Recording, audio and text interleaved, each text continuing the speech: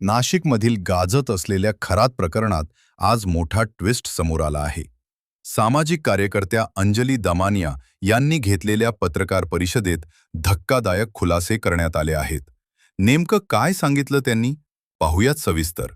आज झालेल्या पत्रकार परिषदेत अंजली दमानिया यांनी नाशिकच्या खरात प्रकरणावर थेट आरोप करत काही महत्त्वाचे मुद्दे मांडले. त्यांनी दावा केला की या प्रकरणात केवळ स्थानिक स्तरावरच नाही तर काही मोठ्या व्यक्तींचाही संबंध असू शकतो.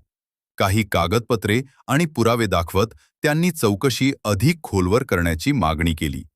सत्य बाहेर यायलाच हवं आणि दोषींवर कारवाई झाली पाहिजे, असं ठाम मत त्यांनी व्यक्त केलं.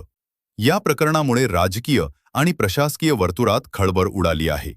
अंजली दामानिया यांनी संबंधित यंत्रणांवरही प्रश्न उपस्थित करत चौकशी पारदर्शकपणे व्हावी अशी मागणी केली.